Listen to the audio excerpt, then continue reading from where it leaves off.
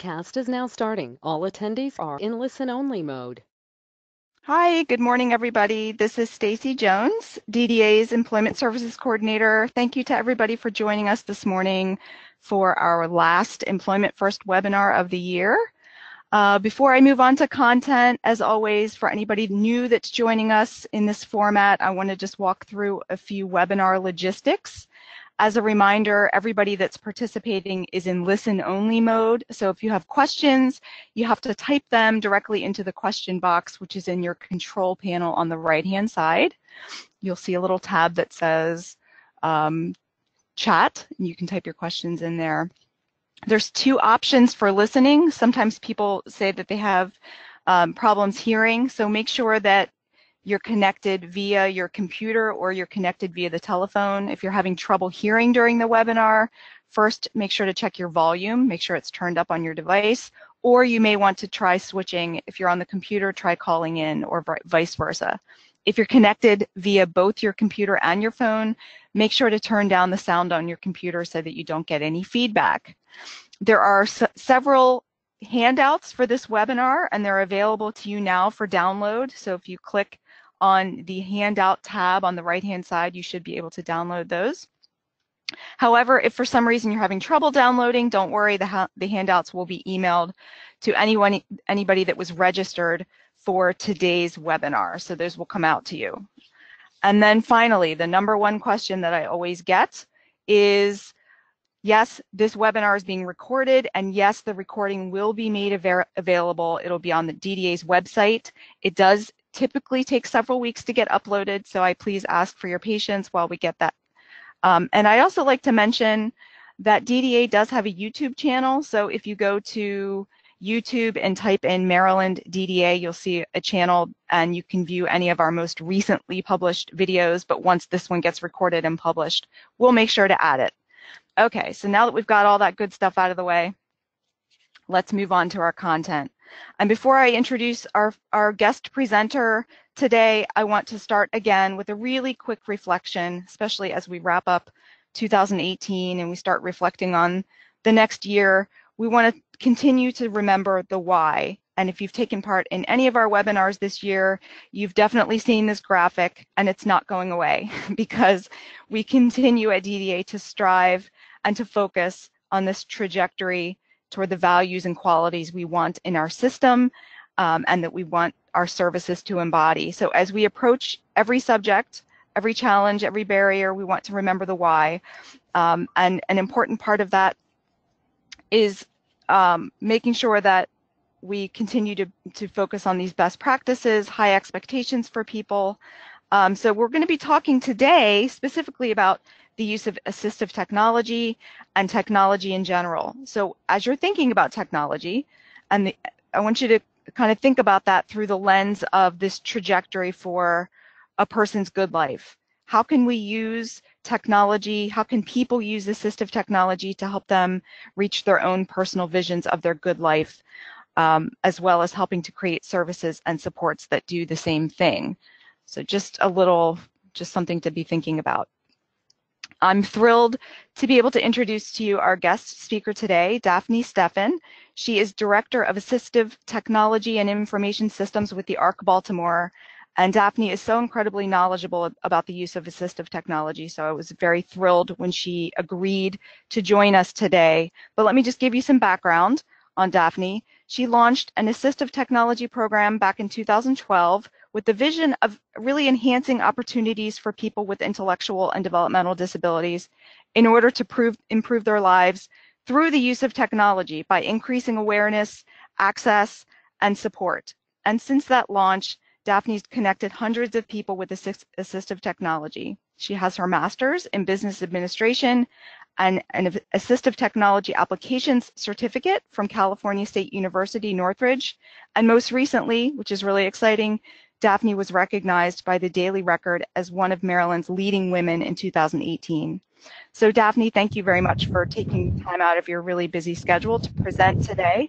And one last comment before I hand things over to Daphne. I'm going to be monitoring the question boxes.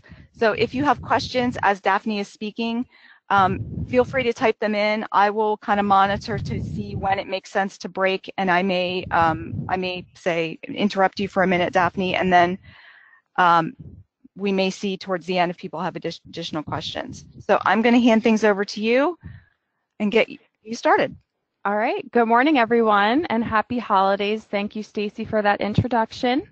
I am thrilled to be doing this webinar today on assistive technology. And like many of you, I am passionate about helping people to live their best lives. Technology can really level the playing field and make things possible for all of us, especially people with disabilities. So the objectives for today are to first define assistive technology, or AT. Then I'll take you through a range of AT products. I'll provide some guidelines for teams on how to obtain and implement assistive technology. And I'm really excited to share some highlights with you of actual AT users. I'll finish up by sharing some additional resources with you and then hand it back to Stacy, who will talk through some of DDA's AT services and share some guidance around incorporation of technology into service delivery for employment services. And then we'll hear from the Maryland Technology Assistance Program. So first, what is AT?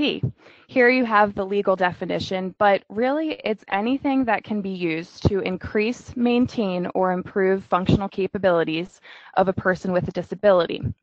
So by this definition, we could think of AT that we use every day. It's so much easier to function with our technology. For people with disabilities, it can be even more powerful. And so we need to think this way and really consider technology when trying to support people in overcoming challenges that they experience in their everyday lives, including in their employment. And it doesn't always have to be high tech. There's a range of tools out there. Often when we think of AT, we tend to think of the iPad. And I'm here to tell you that getting everyone an iPad is not going to solve all the world's problems. There's this funny saying in the AT world, the iPad is the answer. But wait, what was the question? AT, just like anything else, should be person-centered, not device-centered. So we got to start with the person and what they need the AT to do for them. Then you can get into what kinds of devices could be useful for that particular person for their desired outcome. Where you end up on the spectrum of low to high tech depends on what the person truly needs in a tool. So here are some examples of some low-tech AT. These are typically things that involve no electricity. Sometimes it can even just be a piece of paper. I worked with one gentleman whose job it was to wipe down windows, and he was having some memory loss, so he couldn't remember what windows he had already wiped down. He was counting on his job coach to help him with that. So his team started thinking about AT, which is great, and they wanted to get him a tablet to help him with this, but all he really needed was Post-its. He would simply go around marking the windows with Post-its before he wiped them down, and then he would know once he was finished which windows he had done because the Post-it would be gone. Visual schedules or flip books of steps in a task can also be great low-tech tools, as well as cheat sheets. The picture you see here of hangers is for someone who works in retail to guide her on sorting hangers so she could line the hanger up with her sheet to see whether it was an infant, kids, or adult hanger. The laundry machine picture is an example of how you could mark on a picture or even on an actual machine what the settings need to be for that person. Many of you have probably implemented some low-tech AT without thinking of it as AT. And I would definitely say to never underestimate the power of a good low-tech tool.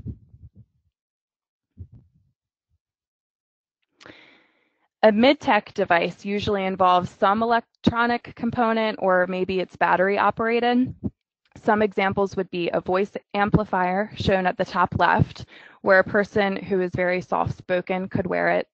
And when they speak into the headset microphone, their voice is projected through the speaker they're wearing. Some communication devices also fall into this mid-tech category, such as the GoTalk shown on the bottom left. A person who's nonverbal or difficult to understand could press the buttons to generate speech from the device. At the top right, you have an example of a visual timer. Timers can be a great tool for keeping people on task. And this one is visual, so a person can see by the red how much time is remaining. There are many different types of alternate keyboards and mice for computer access too. Examples would be keyboards with enlarged letters, letters in alphabetical order, or contrasting colors, and then joystick or trackball mice. At the bottom right is a picture of an assistive listening device for someone who's hard of hearing.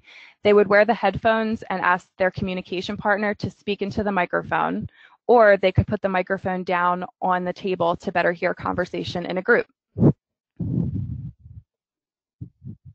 And then you have your higher tech assistive technology, computers, tablets, voice recognition software such as Dragon, where a person can say, open Microsoft Word, and then dictate a whole paper using only their voice. Or a voice activated device like the Echo, where you can play music, control devices in your home, set timers, and more using just your voice. Magnification software like Zoom Text, which magnifies and reads the computer screen. Some communication devices are really high-tech too. They look like a tablet and have a dynamic display, or maybe they're even an app on the iPad. Eye gaze is a very high-tech access method where a communication device can actually pick up on your eye movements and look at the buttons you want to push to speak them. We support a man who has a communication device that he controls with his head movement. So he wears a reflective dot sticker on his forehead and then points his head to the words he wants to say, and they're spoken on his device. So with all of this AT out there, where do you begin? So the short answer is with the person. Before you even get into all the devices that could help them, you want to identify what's important to the person, and then where AT could help them be more independent in that area. So maybe by asking some of these questions or tapping into your own experiences with the person. For example, if you're job coaching someone, you know that they need your help daily with a reminder to clock in. Maybe AT could provide that reminder instead.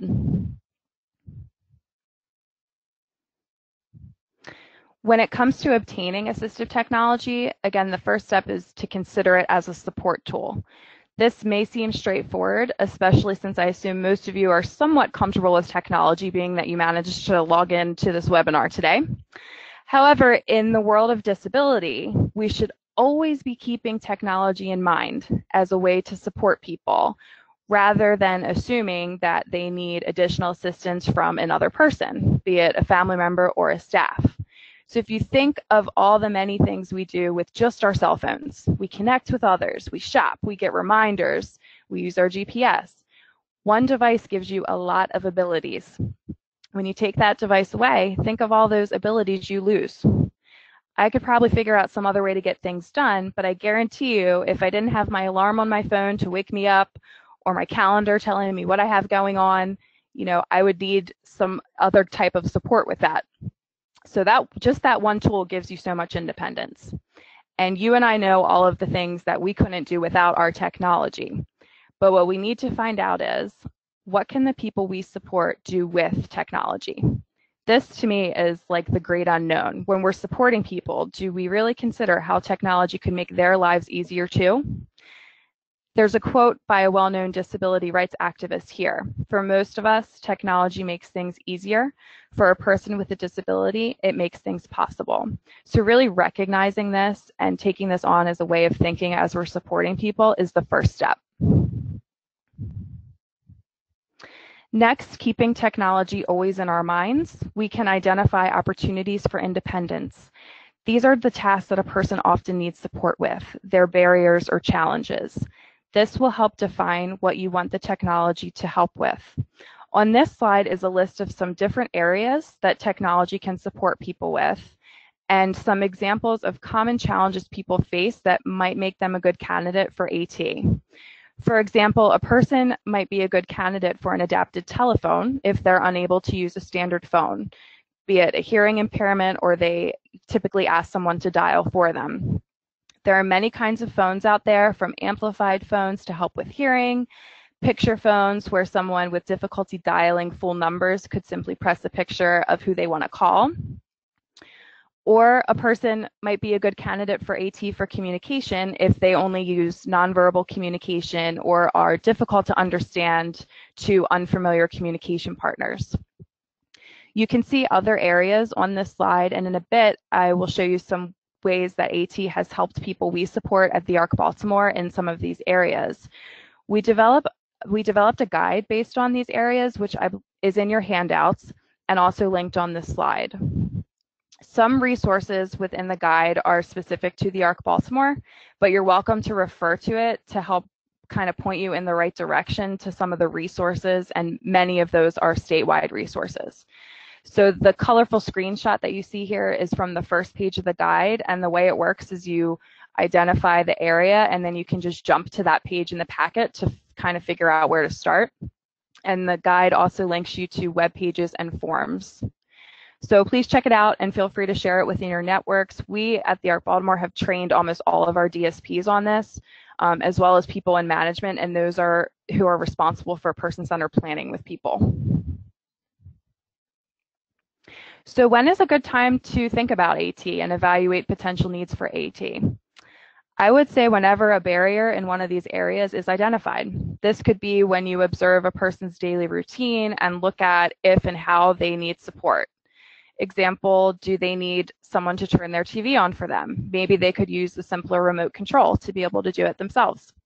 Or does someone need to be reminded to take their medications? Could an alarm be set for them instead? Another point in time to look at AT could be certainly in times of transition. For example, maybe a student used a large communication device while they were in school, but now they've graduated, they'll be working in a different setting and may need something more portable. Transition could also mean moving from one job to another, or one home to another, or even one life phase to another. So if I have a job answering phones and I move to a new job doing data entry on a computer, I may need new types of AT to help me complete my new tasks. A change in abilities due to illness or injury may warrant AT consideration as well. Maybe I had surgery and can only type with one hand until I recover. I could use dictation to type with my voice until I'm back to use of both of my hands. As we all know, aging can be accompanied by its own set of common changes in ability, like hearing loss, vision loss, memory loss, all things that AT could help with. So with all of the other things going on in a person's life, AT may not always be on their mind, so I would recommend thinking about it as a team at the very least at the time of the annual planning process. So whether that's prompted by a pre-planning form or a process that you can build into your practices, or something as a person or a family member you can bring to the table to discuss, or as a staff, this is a good time to reflect and also think about, obviously the person's goals and how AT could help the person achieve them. So once you've identified an area where you want the AT to help the person, you're in a better position to consider what AT services the person may be eligible for. For example, if it's a need related to overcoming a task at work, doors may be able to assist. If the person is a child in school, the school system could help. Or if you have a need related to telephone access, you can turn to Maryland's Telecommunications Equipment Distribution Program, which is Maryland Relay. Also, each state has a technology assistance program that can assist with identifying appropriate AT services. Ours is the Maryland Technology Assistance Program. And you will find more information and links to these resources at the end of this PowerPoint and in your handouts. In the AT Guide for Teams, there's also detail on how we at the ARC Baltimore, how our teams navigate some of these different resources. So with all of the technology out there and more on the market every single day, how do you know what AT will best meet the needs of the person you're supporting once you've identified that need? It's important to have an assessment with an AT person and assure that person-centered thinking throughout the process. Again, starting with the person, not the technology. And it's good to consider a wide array of tools, low to high tech, when looking at a person and their needs. It is also very important to consider the environment in which they'll be using the technology. For example, does it need to be portable? And when it comes to assessments, it's important to note that different types of professionals are suited to assess different types of needs. So, for example, a speech and language pathologist who specializes in AT for augmentative and alternative communication would be the appropriate person to go to for an AT assessment to meet a communication need. A best practice in assessment is to trial the AT in the environment where it will be used, and also to get really authentic input from the team in which tools to try. And one big tip to share here is that it is so important to include DSPs in the entire process from assessment to implementation. They have great input, and if they are invested from the beginning, then the person will be more likely to be successful in the implementation of the AT to achieve their desired outcome. All right, so you've had your assessment and determined what you believe will be the most appropriate AT, and now it's time to implement it. So depending upon the area of need and the services the person is eligible for, funding can be more or less of a challenge. Typically, the AT person who's assisting you with the device selection will be able to give some guidance on this, or you could tap into Maryland Technology Assistance Program. There's a range of public and private and nonprofit organizations that assist people in seeking funding to purchase AT. And a few tidbits to share here about funding is that anything that's considered durable medical equipment, DME, is typically funded through insurance. So that includes high-tech communication devices. Maryland's DDA waivers do allow for funding of AT devices and services if you're approved for that service. If school or vocational rehab doors is involved, they can assist usually. And so this is why it's important to begin the AT exploration process based on the area you plan to address, so that later when you need the funding, you've followed the correct channels in order to obtain it. Once you have the device, it will need to be set up for the person, and the person and their team should be trained on it. One practice we have here at the ARC Baltimore is that we make training videos of a person using their device and an AT professional explaining how it works and how to best support that particular person. We've found this to be a great tool for training, and one that is needed in a world where there's a lot of turnover in staff. I also really try and encourage staff and family to play with the device themselves so they feel more comfortable, since in most cases they really do play a huge role in providing ongoing training to the person. Once you've got the device and people are trained, the team should continue to monitor how it's going and reassess needs over time. As a person changes, their needs may change and they may need something different. So you may need to start the AT cycle over again. The team could establish a monitoring mechanism that makes sense for the person. So this could be as in-depth as a data sheet tracking different problem types that the support person is providing, so that you can look at how that AT user is progressing over time. It could also be something as simple as a very intentional monthly visit to check in and see how it's going.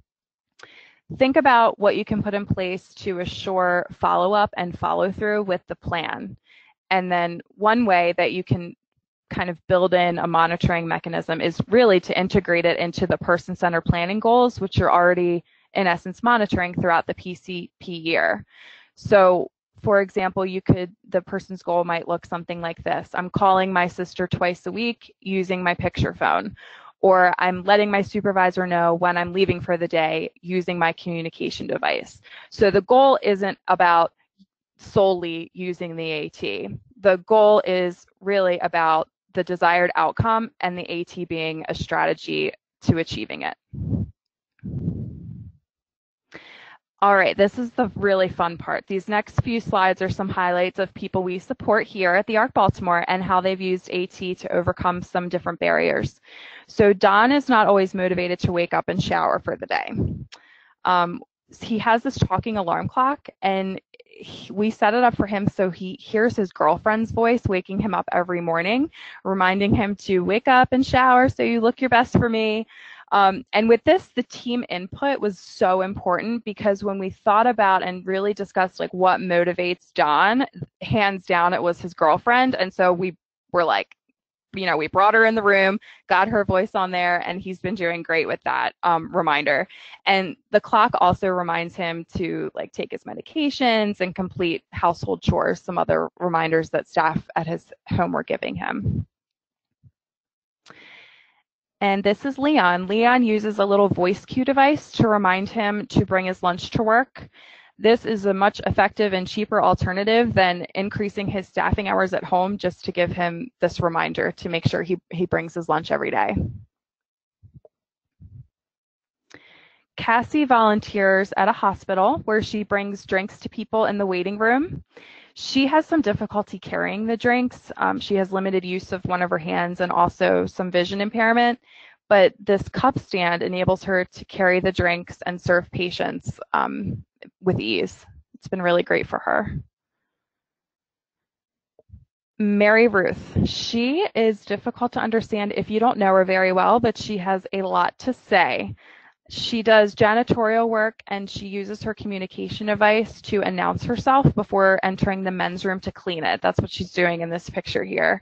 And this is something she used to need her job coach to do with her. So it's great that she has this communication device, and it's been amazing just seeing her kind of come through and what she's been able to communicate with this device. Leah relies on her technology to read for her. So here she is using a free app called Seeing AI to tell her how much money she has on the table. This would be a cool app if you guys are just looking to download something and play around with it. It has a great reader for people who are blind or have difficulty reading, whether it's a document, a menu, or a dollar bill. Seth is like our AT all-star. So he is legally blind and has an array of AT tools to help him. Everything from magnifiers, Zoom text on his computer, to lower tech daily living aids to help him around his house. One of his favorite items is actually very low tech. It's called a pot watcher. It's a small glass disc that goes into the pot on the stove and makes noise, like a clanking noise, when the water is boiling, to let him know that it's ready for him to put his pasta in. And that was important because he, as a goal, wanted to cook more independently. And so that's why that is his favorite device, because it helped him to achieve something that was really important to him. So linked here for your viewing pleasure later is a video of where Seth kind of taking us on an AT tour of his apartment. So we don't have to watch it now, but I encourage you to check it out. I would love one of those pot watchers. I know. I know. That's the technology I need too. That's funny. I love that. And again, it's about, making things possible for people. So for us, yeah, that would be great. It would make things a lot more convenient. But for Seth, he needed someone to tell him when the water was boiling, and now he doesn't. That's terrific. Yeah. So I hope you enjoyed some of those highlights. I do want to take a moment to discuss how technology tools can help with employment seeking activities. Video resumes are rising in popularity, and that's not unique to our field, but it can be a great way to highlight the great attributes of a person that may not stand out on a paper resume. You can show someone's personality, put together clips of them volunteering or simulating work activities, even videotape references talking about their skills and what they have to offer an employer. A visual portfolio could also be a great tool for a person to take with them to an interview to show an employer through pictures and videos their experience and skill set. I would suggest checking out these two apps, the Pictello app. It's $19.99, but you can do a lot with it. You can set up task prompting with this app too to walk someone through the steps in their job. Making a video resume these days doesn't have to involve a whole production crew either. So this other app is just simply iMovie. It's available on most on the iPhones, iPads, and there are other movie making apps for Android that are free or really low cost. So it's surprisingly pretty easy to put these things together, and they seem to have a really good impact when you're they are a nice way to kind of showcase what a person can bring to the table. You could also make a PowerPoint simply showing someone doing their job, quotes from supervisors, and that sort of thing. So while the hope is that technology will make things easier for people, there are some challenges we face of all different kinds. And so I wanted to just take a moment to acknowledge some of the biggies, the big challenges that we've run into over our years of working with people with AT, and talk about some strategies for overcoming them. So the first one here, sometimes we may be training people who don't have experience with technology to learn new skills. So this, I'm talking about the tech users as well as their support network of family and staff. I find that a good strategy here is to focus on the outcome rather than the gadget. So really helping people, you are helping John communicate versus you're working with them on his device. The outcome is communication, and everybody wants that. So people tend to be more receptive when you focus on that big picture and that outcome. Supporting people to use AT can be a challenge, and encouraging them to kind of try new things to achieve a better solution. Again, focusing on that outcome, and it should be something meaningful to them, or else why even bother? So staying true to the goal that they have and really working to help them use the AT to achieve it is a good focus to have when you face those challenges, kind of just making sure you're being true to that person's goal. Abandonment of technology is a common challenge with AT users. There's the statistic that 1 in 3 AT devices are abandoned, and they're either lost, people aren't really trained on it, so it never really took off, or maybe they're just not set up to meet a person's needs. Those are really the 3 big reasons. So doing what the team can to address these issues early on as they arise will help the person be more successful.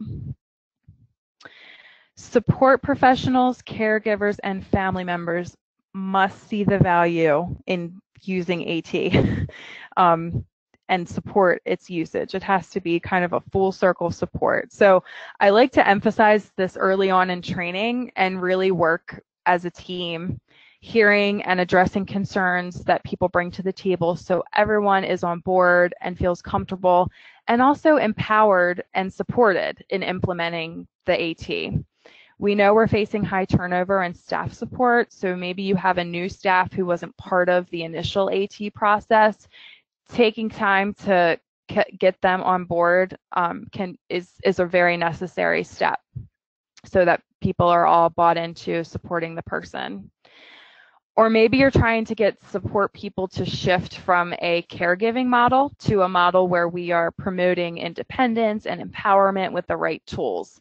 This can be a challenge to even considering technology in the first place too, for people who may be wired to do things for people instead of, from a very good place, instead of doing with or supporting a person in doing things for themselves. I have no easy answer for all these challenges other than to say that if we're supporting a person in a goal and the AT can help them achieve it, each team member has a critical role to play. And sometimes defining those roles can be helpful. So for example, talking about if the device breaks, who will take the lead on getting it fixed? If the person comes in without their communication device, who will make the phone call to get the issue corrected? At the end of the day, we wouldn't send someone to work without their wheelchair. How is them coming in without their voice any different? So really just kind of driving home those points and having ongoing discussion about the urgency of supporting people with their AT is a worthwhile ongoing endeavor. All right, so I've given you a lot to think about, I hope, and some information that you can work with to help someone you support. Here are some resources for you to check out. Also, if you sign up for the ARC Baltimore's e-newsletter, you'll get information about different events that we do related to assistive technology. We do have an assistive technology fair each spring, which is a great opportunity for you, your colleagues, people you support to come out and talk with different AT vendors, even try out devices, and learn about AT resources in person. So please sign up so you can look out for that. And with that, I will pass it back to Stacy. Thank you, Daphne. That was wonderful. I want to just stop for a second, and we do have one question in the question box, but if other people have questions for Daphne, please take a second and type them in. Give a chance here. There's a question here, Daphne. For a first grader with Down syndrome who is not able to speak properly, what assistive technology device do you advise? The child says things, but they don't come out in a way that's easily understood. I would suggest that a speech and language pathologist assess the person. And since she's in school, talking with the team about a referral in that area would be a good first step. Thank you. Don't see any questions yet, but I'm going to move on, and if you come upon other questions, please feel free to type them in. What I want to do now is just shift gears. Now that Daphne gave us kind of this vision about what assistive technology is, how it can be used, and how it can potentially support a person in meeting their personally identified goals in their lives, things they want to achieve, which I think is a really huge point that we need to keep sight of. I want to hone in on a few scenarios. I have two scenarios that I'm going to walk through. And this is just kind of my ongoing effort to, as we approach different subjects, to use the framework of our new employment services that are targeted to phase in July of 2020. So just kind of helping everybody envision how these services fit together, and today we're focusing on assistive technology and technology. So in the two scenarios that I'm going to talk about, people will be utilizing follow-along job supports and ongoing job supports, again, both of which will be available after July of 2020. So first scenario here is with Benjamin. Benjamin is competitively employed at a local law office, and he works 3 days a week. And several years ago, when Benjamin started his job, he did require some intensive on-site job supports while he learned kind of his job tasks and got acclimated to the office. However, several years have passed, and he currently only needs a very minimal amount of direct support monthly in order to maintain his job successfully. And he gets these minimal supports through Follow-Along Job Supports. And an important note here about Benjamin is that it's personally important to Benjamin that he doesn't always have a job coach physically with him on the job site to provide that support. That's just something that he decided he wasn't really a favor of. He didn't always like a job coach coming and potentially interrupting kind of the flow of his job and the dynamics of the office. So sometimes for his follow-along job supports, he meets with his job coach at another location, like the coffee shop down the street, or other times he prefers to use technology when he needs certain types of support on the job. So just as a reminder, again, in case you haven't caught the last few webinars where I've walked through this, and I apologize to those of you that have, but I like to just make sure I'm hitting it over and over again. I just want to review again how follow-along job supports work. So once Benjamin has been authorized for this service, any month that he remains employed and he receives at least 2 direct support services that are designed to help him maintain his employment, the provider can bill for monthly follow-along supports. If Benjamin doesn't work for some reason, or he doesn't receive those 2 direct support services, the provider simply doesn't bill for the service. So I want to stop here just for 1 second and talk a little bit about the difference between indirect and direct support, because both types of support can be provided under follow-along supports. Indirect support is support that's provided on behalf of the person. So in this situation for Benjamin, it might be making a phone call to Benjamin's employer, or it could be some case management activities that might happen on behalf of Benjamin by the agency case manager. It could be perhaps providing some transportation collaboration related to his employment. Direct support, on the other hand, is support that includes direct engagement with Benjamin. And it is possible that technology could be used to provide direct support to the person. But I just want to talk about what that might look like. So first, the particular need for support should be outlined in Benjamin's person-centered plan. So if you recall Daphne talking about helping to identify the particular skill or the goal that the person is trying to achieve, as opposed to just talking about the piece of technology. So perhaps it relates to a greater degree of independence on the job, or a particular barrier that's a challenge to the person, a communication need that the person has, like the example that Daphne talked about earlier. And second, how is the particular technology going to be used to support Benjamin in reaching the goals and outcomes that were outlined? So for instance, if there's, again, there was a communication need, like in Daphne's example, how is the technology going to be used to support that barrier and to help the person overcome that? So, I mean, a lot of this is pretty straightforward, but I think it's important to kind of outline the importance of being accurate as we identify these different things. So just to clarify, there can be different ways to use technology in this situation. The first is that the person receiving services is utilizing assistive technology to achieve greater independence or overcome a barrier. So perhaps Benjamin's using some type of assistive technology to assist with his communicating his needs to his coworkers, because perhaps his speech may be difficult to understand if you don't know him really well, or he's using a piece of AT to provide reminders of particular tasks he needs to accomplish during his shift. But that's different than the provider support staff using a type of technology to deliver a service or support. So an example of that might be a job coach utilizing Skype to check in with Benjamin during his break time, so that they can review what needs to happen the rest of his shift and maybe discuss some problems that Benjamin's been dealing with. That direct support could count as part of Benjamin's direct support through the Followalong Job Supports.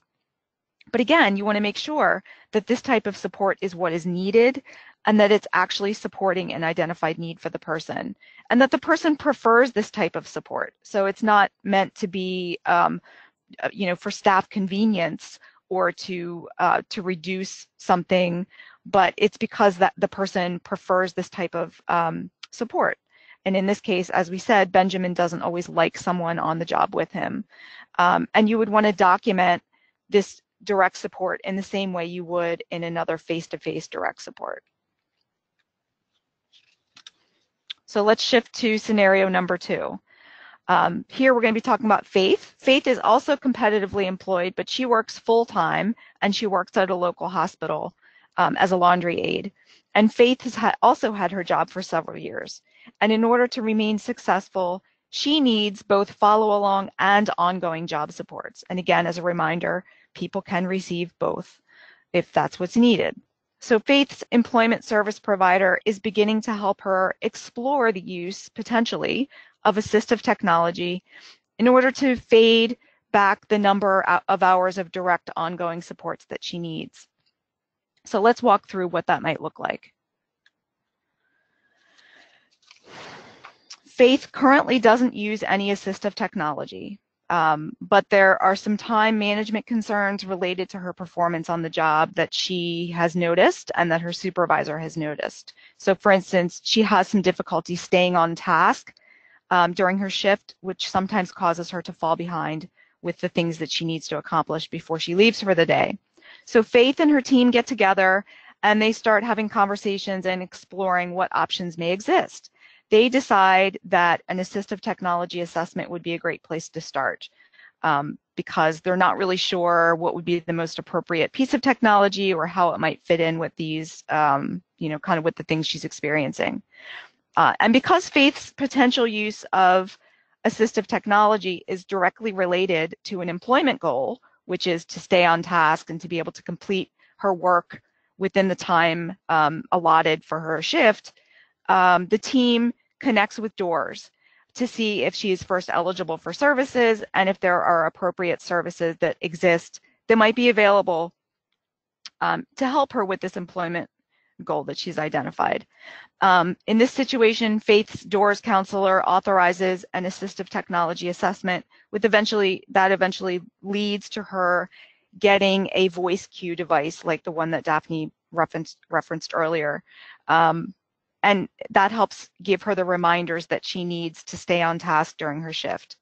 But I just want to stop here for a second and say it's important when thinking about the use of Doors services, Division of Rehab Services, that it's really important to get people connected with Doors early on in the process, because if a person is not already known to Doors, it could potentially slow down that process in being able to access a particular service. And another important note is that when a person does access Doors and request services, you're not really requesting a particular service from a menu of services like you might think about maybe even through DDA. Instead, a Doors counselor is going to be looking at the person's employment-related goals and identifying a potential service that might be appropriate to meet that goal. So if a person is not known to Doors or services aren't available, because that could be possible, then you could potentially reach out to Maryland Technology Assistance Program to have a consult with an AT person, or you might want to borrow a piece of equipment, as Daphne talked about, being able to test out a piece of equipment in the setting that's going to be used to see if it's going to be helpful. And if you're unfamiliar with Maryland TAP, you're in luck, because in a few minutes we have another guest from that agency that's going to be joining us to walk through their services. So just hold that thought for 1 second. And then finally, if you've tried other avenues and were unable to access an AT eval, then the person can request AT assessment through DDA's waivers. And if you need more information about those particular services, again, you can find those by looking in our waiver applications, which are up on our website, in case you haven't seen those yet. Okay, so back to Faith. She received job coaching a couple times per month through Followalong Supports, and we talked just a few minutes ago what Followalong Supports are. Down the road, rather than those job coach check-ins always being in person, Faith is interested in starting to use FaceTime, and hopefully everybody is familiar with what FaceTime is, but it's an app that you can use on your phone to communicate with somebody via video, and it's pretty cool. So she wants to use that to check in with her job coach for ongoing supports and monitoring. And in this example, the technology is being used for service delivery. The time that the virtual support is provided, the provider could bill for the support either through follow-along or ongoing supports. And which one that would be, it's going to depend on the person and the individual situation and the service needs. So again, as a reminder of how the services break down, after July 1st, 2020, once Faith has been authorized to receive those follow-along supports, any month that she's employed and receives those 2 direct support services designed to assist her with keeping her job, the provider can bill for those monthly follow-alongs. Again, if Faith didn't work or didn't receive the 2 direct supports, the provider simply does not bill. There's no need to submit a new service authorization unless Faith decides to no longer return to her job or a new service is identified. And along with the follow-along supports, Faith can also access hourly ongoing supports if they are needed. Once this service has been authorized, the provider can bill for any hour of direct support above and beyond the support that's provided through the follow-along supports within a given month. If Faith didn't work in a particular month or the service wasn't provided, the provider simply doesn't bill for the service. So that's the end of my scenarios, and hopefully that was at least helpful of providing kind of how different ways that people can use technology, whether it's the person themselves using assistive technology, as Daphne nicely walked through, or the the provider utilizing technology as a way to provide support to the person, because those are two different things that I wanted to clarify. So now, as promised, I want to introduce you to our second guest, Andrew Drummond, who is joining us from the Maryland Technology Assistance Program. Let me make sure that we can hear Andrew. Good morning, everybody. Hi there. And I'm going to push your slides forward for you, Andrew. Good morning, everyone. My name is Andrew Drummond. I work at the Maryland Technology Assistance Program as one of two assistive technology specialists. So what we do over at Maryland TAP, we look to informally help clients through looking at different types of products and potential AT solutions that we can share with clients. Provide them links to various resources for if they're looking for a full-blown assessment or a formal evaluation. At Maryland TAP, we do not offer any formal evaluations. We do lots and lots of informal consultation, but we don't write anything up. So nothing's going to be provided in writing to clients, but we do give a lot of good oral feedback and let folks know what would be a helpful solution. And we also have lots of links to vendors that can often offer discounted rates on devices and other solutions. And we can obviously help folks with connecting them with various funding sources, either within state or nationally. Big bulk of the work we do is the equipment loan and demonstration aspect of the program. Individuals with disabilities and caregivers and educators or related service professionals are more than welcome to make an appointment with either myself or my coworker. You guys can come in and observe devices being used. You can use a device. We have a massive range of devices, hundreds and hundreds of AT devices.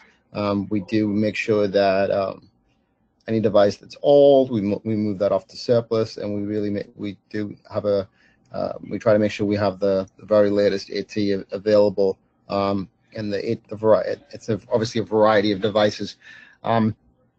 So individuals are able to have short-term loans of devices for up to 4 weeks. It's great for if their current device is broken, or if they're just interested in trying something out. That's kind of that's very important work we do. We have centers here in Baltimore, Southern Maryland, and Eastern Shore, and we're now offering an AT reuse program where we have through our Facebook hyperlink right there on the screen. We have a range of low-tech, medium, and high-tech devices available for reuse for anyone who's interested in said device. There's lots and lots of good stuff on there, and obviously that's at no cost.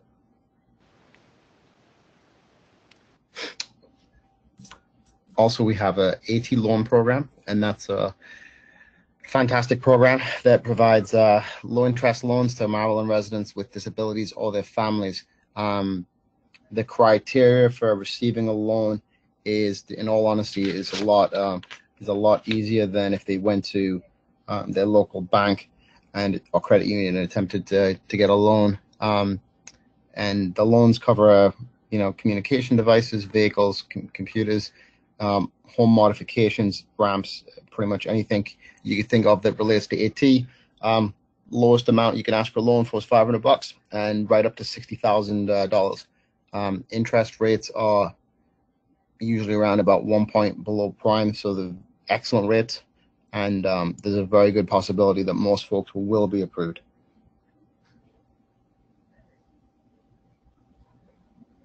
And to reach out to us, you can reach out to us at the contact information there. I work at Maryland TAP 5 days a week, and my coworker is here. He's here 3 days a week. So there's always coverage. from pretty much 7 o'clock in the morning until early evening. Thank you, Andrew. And I'm going to scroll through. There's some other information. And again, you have access to this handout. If you already haven't downloaded it, you can. And so you're able to see this contact information if I'm going too fast for people. And I just want to pause for a second and see if there are any questions for either Andrew and or Daphne or myself. And I'll check the question box real quick because I think we have one. So just bear with me while I do that. Oh.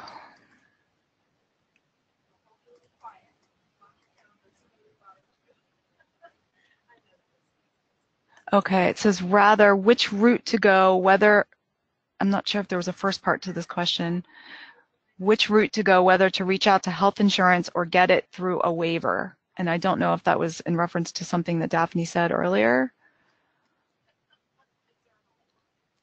I'll just say if you do try to access AT services or the purchase of a device through DDA's Medicaid waivers, again, as Daphne pointed out, there would need to be verification that the device is not available through some other method, like the durable medical equipment or doors.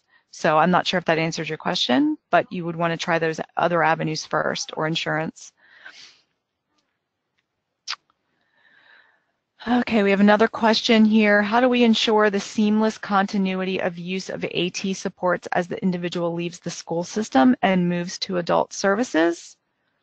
As we know, if the school system owns the AT device when the student leaves school, they must relinquish the device. The situations you're describing focus on members of the adult service provider team identifying the needs for AT supports, but in most instances, this has already been identified and implemented by the school team. Daphne, do you have any thoughts on that?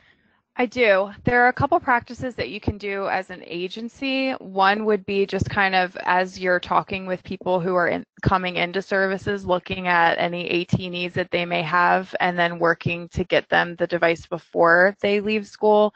Disability Rights Maryland has a really helpful brochure on this topic on their website, transitioning people with assistive technology, and it really walks people through that process.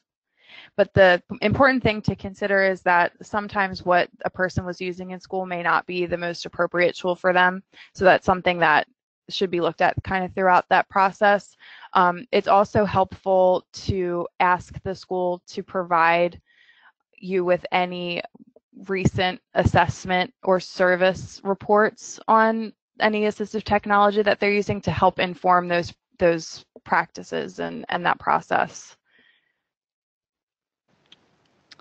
Thank you. And there's another question in reference to support staff training. So I think that's what this question is. Does DDA have a list of service providers to train staff? So I'm assuming that that's referencing training staff on how to use assistive technology, perhaps. Oh wait, there's a clarification. How does one get training on a specific app already on AT devices to support staff with the client's employment, such as training them on staff to stay on task? So I think that's asking what supports might exist to get that staff person trained. Yeah, what I would suggest there is that you could request, I haven't found any other resources for this, so I would say that it would be a request to DDA for training, and then you could document what's needed on that. Some manufacturers do offer training supports, like especially some of the higher tech communication device manufacturers, so that could be a resource to tap into. We try to tap into our Center for Independent Living, which Andrew had some slides about as well, but I can't speak for all of them. I can say that for the Image Center, they are not able to approve requests if it's only for a service like training, but they can offer if they have the funding available and if the person is eligible. They can process applications if you're requesting funding for a device and services to go along with them. So for example, if someone needed a new voice queue, you could request 2 hours of training or something along those lines to support the implementation of that device. Thank you. And we have another, this is actually a very good question. I don't know the answer to it. Has there been any assistive technology ambassadors with disabilities conducting outreach to people with disabilities about using AT at work and for community living? If such a person exists, I do not know them. Yeah, we certainly have our own within the ARC Baltimore. Seth is one of them. It would kind of be a neat thing for maybe people on the go to look at. I don't know, maybe. I mean, obviously Ken Capone is a huge, like Yep. and Ed Willard are very Sure. successful AT users and have tremendous advocacy roles in our community. Yep. So I would imagine there probably are many informal ambassadors, but as to your question about a formal one, I don't know, Donald, but thank you for that question. That's something worth looking into, what person or persons with disabilities that are using AT, how those people can be used to be providing outreach and kind of visioning for that. So that we can look into that. And Donald, or thank you for that question. Any other questions? I don't see any being typed in. Thank you very much to Daphne and Andrew for taking time. I want to just do a quick plug before we sign off here, just to get it on your calendars. Our next webinar will be scheduled for January 18th in the brand new year, 2019. And actually, we have several potential topics, but I'm still figuring out presenter schedules, so the topic will be announced as soon as we get that nailed down, but you can at least get it in your calendar and we'll get an invite sent out ASAP. And having said all that, on behalf of DDA, thank you again to both of our guest speakers. I hope everybody has a wonderful holiday, a happy new year, and we will see you all back here in 2019. Take care, everybody.